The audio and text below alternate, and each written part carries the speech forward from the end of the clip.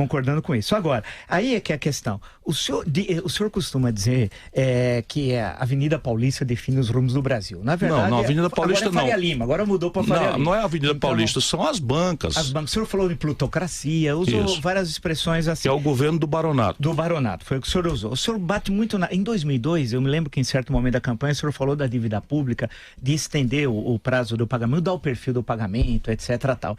E disseram que não foi uma boa ideia, na época que o enfraqueceu eleitoralmente e tal. O senhor é um candidato anti-mercado? Essa que é a questão. O senhor é presidente da República, vai ser um candidato anti-mercado? Caso vença as eleições no segundo turno, 28 de outubro, o dólar vai disparar, passar de R$5? É porque já chegou a 4? Então o dólar vai disparar, não por mim. O dólar vai disparar porque, nesse momento, Vila, e esse é o ponto, 26% dessa mastodôntica dívida pública, que já se aproxima de 5 trilhões de reais em valores brutos, vencem em 4 dias. E este mercado, ele se assume, não é, como se ele fosse representante da produção, e ele não é. Como se ele fosse representante da agricultura, e ele não é. Como se ele falasse pela construção civil, e ele não fala. Como se ele interpretasse o comércio, e ele não diz para o comércio. Isso aqui é uma fração minúscula, que se autorrefere mercado, sendo especificamente um grupo muito pequeno de barões que dominam a economia brasileira pela especulação financeira, tendo o governo como o grande transferidor de renda de quem produz e trabalha. Um minutinho só, por favor. Por quê?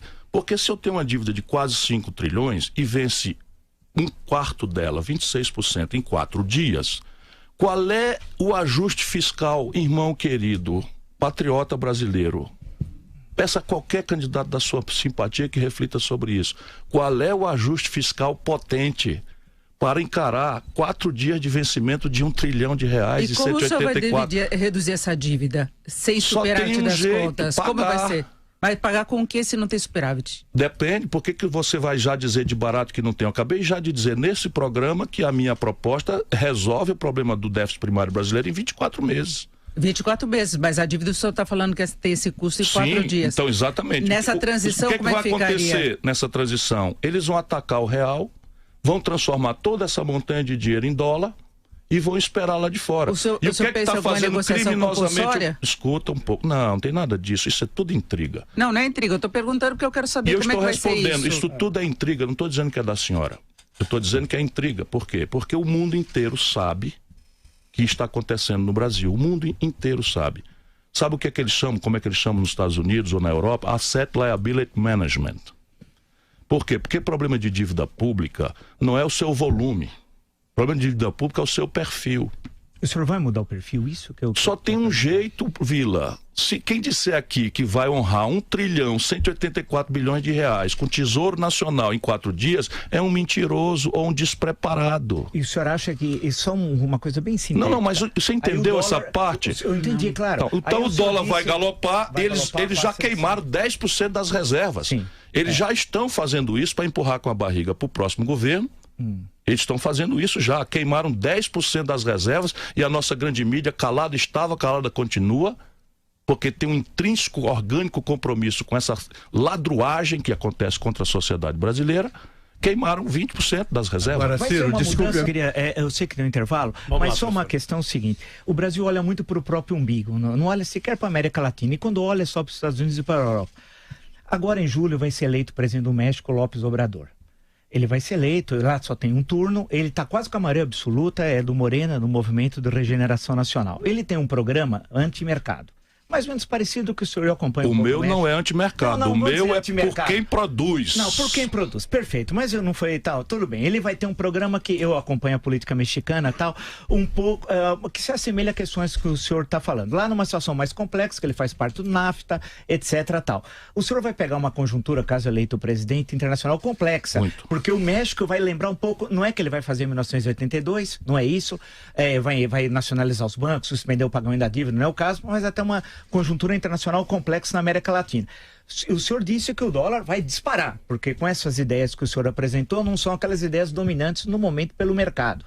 A minha pergunta, não sei se é depois do intervalo, é como não, é que pode responder antes do intervalo. Desculpe, por favor. Como é que no 1º de janeiro o senhor vai assumir numa conjuntura internacional bastante complexa, no campo econômico?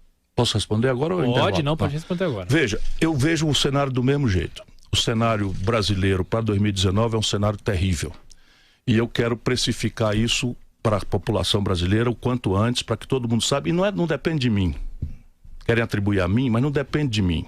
Absolutamente não depende de mim. São números. Se você tem 5 trilhões de reais de dívida pública, 26% vencendo em 4 dias, e um déficit primário de 160 bilhões de reais e crescendo, isso está aprazado, um jogo de braço com o mercado financeiro, que eu acho que vai se realizar antes. Portanto, o próximo presidente vai pegar pressão inflacionária derivada da desvalorização do real. É um filme velho, né?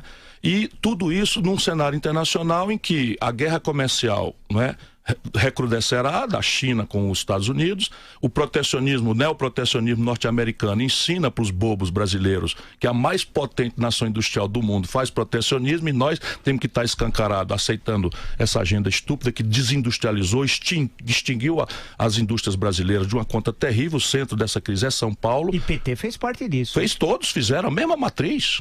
É a mesma matriz. Vila, é escandaloso. Em 1980, 1/3 da produção brasileira vinha da indústria. Hoje a indústria de transformação está reduzida a 11%. A indústria brasileira, em 1980, era a soma da China, da Coreia do Sul, da Malásia, de Singapura, do Vietnã, os chamados tigres asiáticos, e ainda sobrava um tanto. Hoje a China é 7 vezes. A Coreia do Sul, que é do tamanho do Ceará, a Coreia do Sul tem 3 vezes a participação do Brasil em comércio internacional, e fica essa elite batendo palmo para esse desmonte da nação brasileira, com essa montanha de desemprego, de violência, etc, etc. É contra isso que eu me bato, portanto não vai ser fácil a minha vida, tá tudo certo.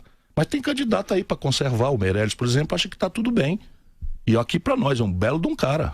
Inteligente, gente boa. O meu problema é que eu sou um bom amigo de quase todos os meus ilustres adversários. Mas o Brasil está indo pro vinagre. Ou a gente muda, ou o Brasil vai pro vinagre. E as pessoas acham que não pode piorar? Pode piorar muito. Porque pelo menos a inflação nós não temos. Mas ela está aprazada porque a inflação brasileira, o que detona ela é o dólar. E o dólar vai, com certeza, vai para outro patamar.